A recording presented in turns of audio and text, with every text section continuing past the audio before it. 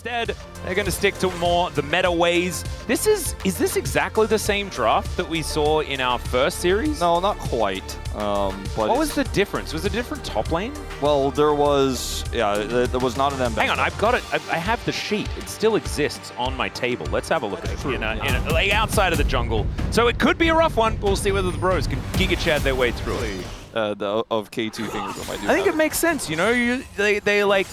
When you play video games, you use your fingers. Yeah. And they go boom. Too interested in looking for a 50-50. Yeah, Polo going to be walking out of Banana Brush as now Cars looking for the angle. Peter finds a quickness onto 2. Fate's call comes down though. They're going to see what they can do, but it's not going to work. That's first blood going over to Doctom as he pulls back the feathers and BDD just scatters them to the wind. That flash was brutal on top of 3 people. The charm lands though, and BDD maybe bit off a little more than he alone could chew. It's like an elbow weapon thingy. I think that's on in Soul Calibur from Talim. Talim used them in Soul Calibur. Oh, yeah. Can't remember. I don't know whether they're exactly what she's using. As now Kaz is looking to go aggressive onto Polu. He will find the quickness, but Bull going to be able to flash away. Seismic Shove though pulls him back. That's good aim there from BDD. Their prize. Taking the flash away.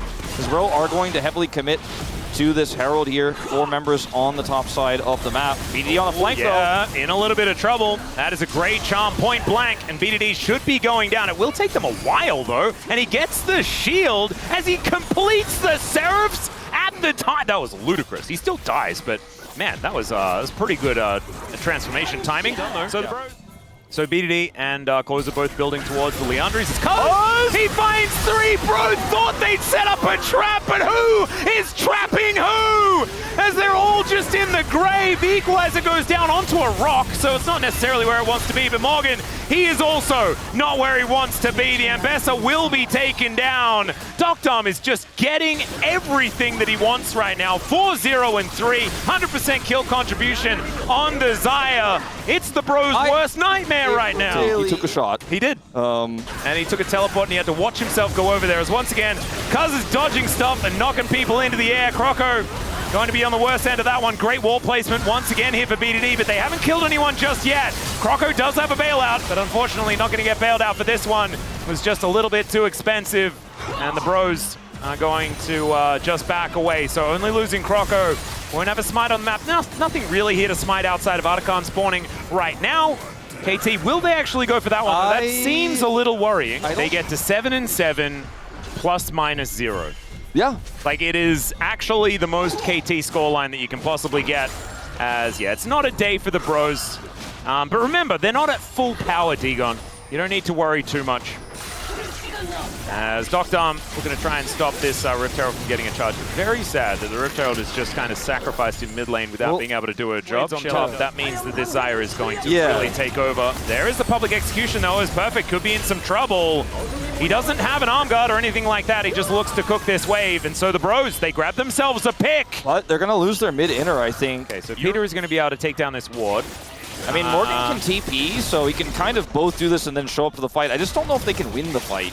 Look at where Cuz is. He's like, you guys can't be near the Baron. There's a Wukong here, and I'm not going to allow it. Well, he's seen at the moment, just dives on over. This is just dead. And Weaver's Wall is going to stop Croco from doing anything. He needs 2 flashes if he wants to get over that. So the Baron is secured. BDD, again, sitting on that ultimate. The fact that Bros this far up is actually kind of concerning, but they're trying to wrap around. But they need to stop the Mountain Soul because otherwise they just lose the game. BDD doesn't find the Seismic Shove, but he'll have that one back available again. Croco goes in. Morgan, public execution is on the table. There's a quickness though, across 3. He's so charming, is this Peter guy. As out goes Croco, Doctom going to follow him though. That's going to be his first kill. Bull trying to pop off in this fight, but Doctom is untouched, unfettered, and KT will just mow them down. It's a little bit bedged there for Digon, but don't worry, my friend. This is a 3-game series, you know? We have to believe that. The bros just getting through that first one, ripping that Band-Aid off as quickly as possible to make sure that they can get into game number 2. I'm sure Digon's got some serious optimism moving into game 2. Oh, yeah. Now, like, for KT, is just a competition between Cuz and Peter who gets palm. Like, they both have 100% KP. They've both been involved in every single Skirmish. Maybe this is the Peter angle. He's kind of locked out of it, though, as the seismic shove goes wide. BDD buying some time, as there's the Cyclone and the quickness. Oh, the combo of Cuz and Peter is so beautiful to watch, as Perfect is just burning them alive. Bull not going to get bailed out of this one, and Polo is going to have to leave his AD carry. I think this is just going to be a clean ace here for KT. Bro, just thinking about getting towards game number 2. And the smite in the air. What the heck? LeBron Cuz? That was so sick. He snaps his fingers and people die. Yeah, that's exactly how that one goes. Kind of like Jet Li from that movie where he was the Monkey King. This game, I really thought was going to be a lot more interesting than it was, but Peter and Cuz said just another day, just another KT win. Closer doesn't have Aura anymore, Xinjiao is gone, Morgan doesn't have Ambessa, Bull doesn't have Kalista. I'm always worried about Bro, the deeper going series. There's still the Scion, there's still the Yorick, but KT, I mean, they used BDD's Talia, and Cuz loves his Wukong, and obviously Perfect. Best champion is the Rumble in terms of like fearless traits here, but something crazy like that. I'd like to see it. I don't know whether it's not going to happen, but I mean, I think it's a fun thought. Yeah. But it will just instead be the Gnar, it looks like, here for Perfect. He's not going to index into, you know, something crazy like Camille or the Jace I was talking about earlier. Just wants to have a little bit more team fight power. And we'll obviously be able to just chip away at the Scion. And hopefully he does, so that we can make it to the maximum amount of games. Let's get onto the rift. Yeah, it's a meme. It's not reality. Exactly. Okay, I'm glad we're on the same page. As Dr. and Peter getting pushed away. Polo, in fact, going to throw an anchor towards the level 1 Alistair. Does tend to get a little bit bullied. I'm saying, I feel like maybe ghosts don't have ghosts, right? Because they can't. Yeah, because they're already a ghost. Yeah. As BDD teleports into near death. That is a suboptimal teleporting situation here, as BDD just spent a fair bit of time getting that health bar back, and now he's down to 100 health. Risk averse is what they're going for here. Apart from Perfect, who is now going to have to deal with everything being thrown at him. Almost hits Mega Gnar, but does not. Teleports coming in from all over the place, but this one for KT is looking worrying. BDD really wanted to kill Polu. Let's see whether he can get him, and the answer is probably not, ladies and gentlemen. And 2 TPs for BDD back-to-back, where when he shows up, he does not like what he sees. Yep, ever going to work out no matter what the plan was. I don't really fully get it. That was very odd. Anyway, Emperor's Divide going to be used here towards the top side, shifting some sands, using the flash, and it is going to be Closer making his way out. I think most of us are stride breakers, but I feel sorry for the Hexbladers. Maybe they're learning a thing or 3, though. As Peter is also learning some stuff, as he has an unbreakable will, but that's going to wear off. There's the flash, Tibbers. All right. Closer will be able to shift some sands, though. Tibbers chasing after him, but in goes Croco. That paranoia is working out. Hexblade value, baby, is Cuz looking for some resets. Docdom in amongst 3 people as Cuz is now transformed, and this is not the same KT that I was witnessing in game 1. No, it is certainly not, and some claps, some cheering. Oh, we have no more Bedge. KT really playing with fire here. Well, this one is likely to be never mind, not a 50-50, as the train is a little late to the station. Peter is going to interrupt, Closer on a flank angle, as now Bull off to the side, but BDD actually in a great position in this one. The headbutt out of the Scion, but right on top of BDD is unfortunate, so he's going to die. Perfect still looking for something more, and now in for a penny, in for a pound, say KT, as Morgan is just cutting them down where they stand. A true lumberjack is this man, as Bull off to the side with the curtains. He's going to call this fight over. Did I just watch the same fight twice, basically? Yeah. Alex is here in the last series where he's up 50 CS. Same thing as here we go. All right, well, nowhere near Mega Gnar, and that looks like Perfect should be dying, but Croco going to be going down as well. Morgan running out of buttons here, as Cuz, with 1 reset already put down, is now looking to try and escape. Is able to get himself out of the way as he dodges, gets into the mist as Peter tanks up a few of these curtains that are being called over. I don't know whether it's curtains that he's shooting. I think he calls the curtains and then shoots a gun. Isn't curtain call just a theater reference? It is a theater reference. Yeah, yeah. Bros. So bro fans, you know who to blame if indeed it is possible in the end. Nice sidestep, but he may still be in trouble. Yeah, that heartbreak is heartbreaking, ladies and gentlemen, as he just face plants. Right, he was trying to get into the little bird bath. Yeah, see a little bird bath thing that was there? I mean, that's what used to be in every single chat forever, as Hook is going to catch Cuz, and he's sandwiched Down he goes, cut down like a tree. Emperor's Divide onto Peter. Headbutts his way back over. Chains of Corruption to try and keep the cow alive, but he's knocked up and anchored back in once more. Is it an overextension? The answer's no. The bros can do whatever they want, ladies and gentlemen. That's a double kill as Doctom goes down. Perfect has given up on his teammates entirely. Not sure. Bro stood in a Tibber-shaped 5-man unit, and maybe you got a 5-man Tibbers. Maybe there's a way, but otherwise... Well, there's another ult. I don't know what the timing is, but it sounds pretty good for the Hex Platers as it's a double kill on top of it. Are you a secret Hex Plater? You're like... No, I am unbiased. Well, like, it does kind of vibrate the ground, like the bass of the sound. Cuz can't... I mean, he can't see, but he can flash smite. Well, there's a paranoia as they just dive on in. That is going to be Doctom going down. He's not allowed to play the game. Into the backline goes Closer, finds BDD and delivers him. Peter going to be the last one to go down as the pros just massacre KT. A triple kill for the Hex Plater extraordinaire. They utilized their vision control incredibly well all game long from start to finish the top side of the map, and here they can't see anything, and they saw it way too late that they were going to get nearly fully wiped. And bro, bouncing back after a one-sided game one that really didn't fill you with a lot of hope, but we are going the full distance. Another absolutely beautiful anchor there. 0-0-19 for 18. Sorry, I can't count. 0-0-18 for Polo on this Nautilus as the bros looking for even more. Peter's just like, I'm relevant. Please turn around and hit me. And they're not going to do so. They are focused on taking this Nexus down. Maybe they shouldn't be. Never mind. President Polu's there, able to get that last anchor shot in. Closer did a ton of work in this game as well, was often the target, but was not put down quickly enough. Top damage in the game. And bro are looking really, really good right now. He absolutely is. And we'll see whether the bro levers are going to be rewarded. Who are the bro levers? I mean, honestly, pretty... No, okay, never mind. It's the Trundle. The Trundle. Look, Trundle has a 0% win rate.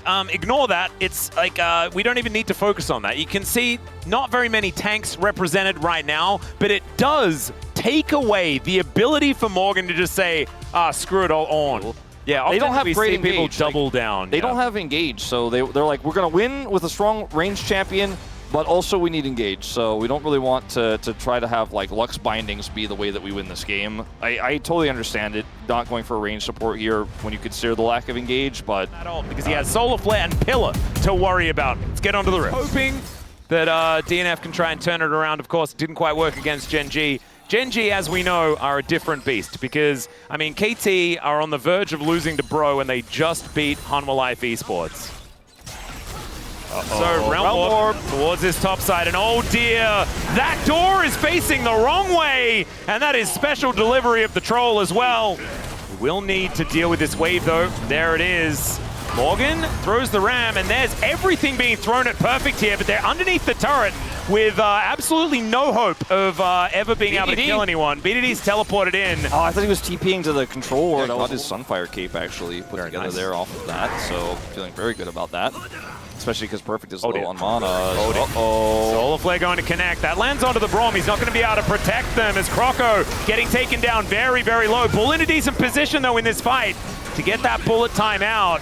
No one dead just yet, but everyone holding on to cooldowns as best they can. Oh, God. The Yordle Snap Trap's making this so difficult as the back comes through down. Away goes the Pantheon. And that should just be enough Prio to take this Dragon here. It's going to be the second of the game. We'll find out what sword we're going to get. Will Croco get in range? That's the question, because there's a teleport coming in from the Ornn, and KT, they realize that they need to get out. There it is, the Realm Warp for the escape. Croco turns up, he's like, where did everyone go? I don't know, this situation is pretty on a knife's edge here. Perfect doesn't have mana, so never mind. I was gonna say, he had TP, if he just goes in right as they turn, maybe KT actually Realm Warp away and then look for the re-engage, but because Perfect didn't have mana, stayed here so long, then precisely. For the bottom duo in general was less than optimal, but as Wadid said, Doctom is a new man. Whoa, Polo with the flash. Yeah, Polo is getting in there, is going to be able to stun up the troll here, who does have that subjugate running, I'm pretty sure. There it is. Getting some of that health back, but it's not going to be enough, and KT just lose their jungler with 0 response. Closer putting on so much pressure, and the bros have just said, no, we are doing things this game. Here comes the wave. Yep, there is the bullet time, and nothing that Peter could do about that one. as BDD doesn't have very many minions around for the bros, and they use all of their health bars. And they do not manage to take him down. There it is, finally. Croco is able to get that last spear. As the Ram comes in, Doctom, where are you supposed to go, buddy? The answer is back towards the enemy turret. Yeah, okay, this is a bit of a cute exit plan. Doesn't have the 90 caliber net right now, but he'll get into the brush. And he's got flash and barrier. He's alive. Yeah, Gets back towards the rest of his team, and he's in a decent bullet time position right now. Teleport in from BDD as Morgan looking to walk on over. And Cuz off to the side. There's the flash forward. Realm Warp to get them into the backline as Closer is the target here for KT. They should be able to take him down as Morgan throws the Ram in, but it just sails by. And there's the flash. King's Tribute also giving Cuz all of his health bar back, and that is a very cute house being put down. It is scary, especially if you're a Polu fan. Yeah. He has TP, and they're going to have this charge here with the Herald, so all right, KT. Peter. To get the knock-up, yeah, that's pretty cute. Gets himself out of there. Gravity well not going to quite work as the teleport comes in from the on. Croco going to engage into the backline as well as Doctom with the 90 caliber net, but the Arcane Storm will take him down. The bottom lane eviscerated, and they should be able to get themselves an Ocean Dragon. 3 Caitlyn traps, so they're not going to be able to start Otacon, but they can threaten. Yeah, well, now they're looking for BDD. There's the flash out. Solar Flare does not find Croco at all as Peter gets into the backline, interrupts the bullet time very nicely, but Closer is free hitting. In comes Perfect. He's going to try and disrupt this Victor, and Croco goes down. The war of attrition being won here from KT because a man comes in with a big hammer and smacks down the damage dealers. KT, they almost ace Pro, and Morgan was just lumbering towards the top lane and couldn't get there in time. The whole setup on this Otacon is because Perfect has side lane control and Morgan doesn't have TP. Caitlyn that's going to be able to actually have a massive amount of DPS. Like, that is not a frontline anymore. As in the spotlight is Dagon.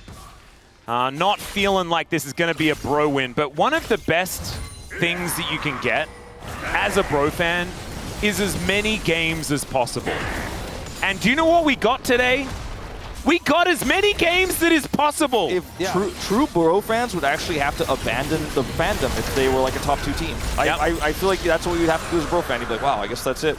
I hope they lose next season. I want KT to win for KT to have any hope of winning. All right, Morgan. Let's subjugate him. Yeah, so fight him. This is what we were talking about. The pillar goes up. He was waiting for the searing charge, and yeah, Morgan does take a while, but he does go down. Pillar is bigger than yours. Oh yeah, it actually is too, and it's a little doggo house at the same time. I think that's bigger than an embrace. I mean, I think it's a huge win that Bro were able to stop them from being able to start Baron at all. Yeah.